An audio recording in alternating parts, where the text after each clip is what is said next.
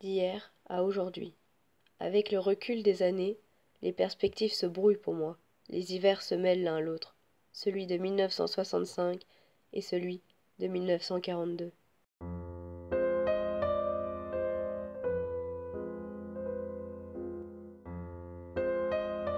Je regarde le plan du métro et j'essaye d'imaginer le trajet qu'elle suivait. Pour éviter de trop nombreux changements de ligne, le plus simple était de prendre le métro à Nation, qui était assez proche du pensionnat. Cette ville de décembre 1941, son couvre-feu, ses soldats, sa police, tout lui était hostile et voulait sa perte. À 16 ans, elle avait le monde entier contre elle, sans qu'elle sache pourquoi. Elle aussi devait suivre le même chemin de retour, le dimanche, en fin d'après-midi. Ses parents l'accompagnaient-ils ? À Nation, il fallait encore marcher, et le plus court était de rejoindre la rue de Picpus par la rue Fabre-d'Églantine. J'ai marché dans le quartier et au bout d'un moment, j'ai senti peser la tristesse d'autres dimanches, quand il fallait rentrer au pensionnat. Le soir tombait, l'avenue de Saint-Mandé est calme, bordée d'arbres. J'ai oublié s'il y a un terre-plein. On passe devant la bouche de métro ancienne de la station Picpus. Peut-être sortait-elle parfois de cette bouche de métro.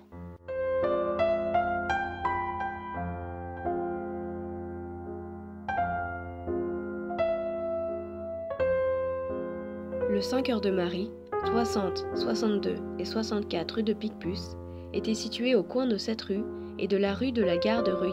Il ne reste plus rien du 5 heures de Marie. Un bloc d'immeubles modernes se dresse à l'angle de la rue de Picpus et de la rue de la gare de Reuilly. Ces sœurs des écoles chrétiennes de la Miséricorde avaient ouvert l'œuvre du 5 heures de Marie en 1952 rue de Picpus. À la mémoire des 5 élèves ayant fréquenté ce groupe scolaire, déportés de 1942 à 1944, parce qu'ils étaient nés juifs, victimes innocentes de la barbarie nazie, avec la complicité active du gouvernement de Vichy. Ils furent exterminés dans les camps de la mort. Ne les oublions jamais. On a peine à croire qu'au 48 bis, dont les fenêtres donnaient sur le jardin du 5 heures de Marie, les policiers sont venus arrêter 9 enfants et adolescents un matin de juillet 1942. Le hasard avait voulu, mais était-ce vraiment le hasard, que dans ce pensionnat du 5 heures de Marie, elle fut revenue à quelques dizaines de mètres de l'endroit où elle était née. En face, de l'autre côté de la rue, 15 rue Santerre, maternité de l'hôpital Rothschild. La rue Santerre était dans le prolongement de celle de la gare de Reuilly et du mur du pensionnat. Un quartier calme, ombragé d'arbres.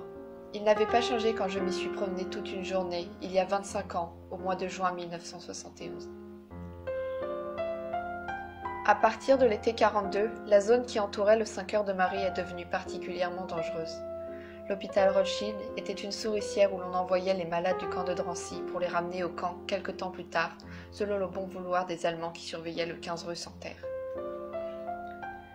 Oui, la seule enclave qui demeura préservée, c'était le jardin et la cour du pensionnat du 5 heures de Marie, mais à condition de n'en pas sortir, de demeurer oubliés, à l'ombre de ces murs noirs, eux-mêmes noyés dans le couvre-feu.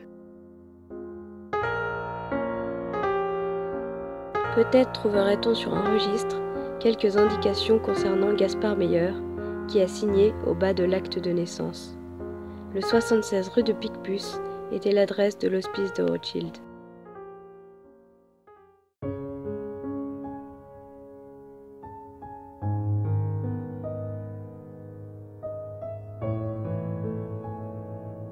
Il faut longtemps pour que ressurgisse à la lumière ce qui a été effacé. Des traces subsistent dans des registres, et l'on ignore où ils sont cachés, et quels gardiens veillent sur eux, et si ces gardiens consentiront à vous les montrer. Ou peut-être ont-ils oublié tout simplement que ces registres existaient. Un vendredi après-midi de février 1996, je suis allée à la mairie du 12e arrondissement, service de l'état civil. Le préposé de ce service, un jeune homme, m'a tendu une fiche que je devais remplir. Demandeur au guichet, mettez votre nom, prénom, adresse. Je demande la copie intégrale d'acte de naissance concernant nom, Bruder, prénom, Dora.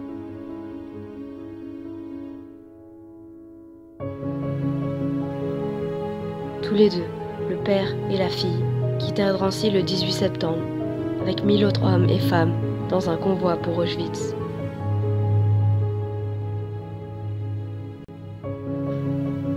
J'ai pu obtenir il y a quelques mois une photo de Dora Bruder, des photos comme il en existe dans toutes les familles. Le temps de la photo, ils étaient protégés quelques secondes, et ces secondes sont devenues une éternité. On se demande pourquoi la foudre les a frappés plutôt que d'autres.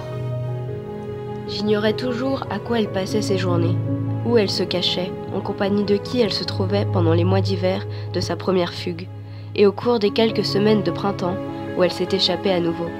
C'est là son secret, un pauvre et précieux secret que les bourreaux, les ordonnances, les autorités dites d'occupation, le dépôt, les casernes, les camps, l'histoire, le temps, tout ce qui vous souille et vous détruit, n'auront pas pu lui voler.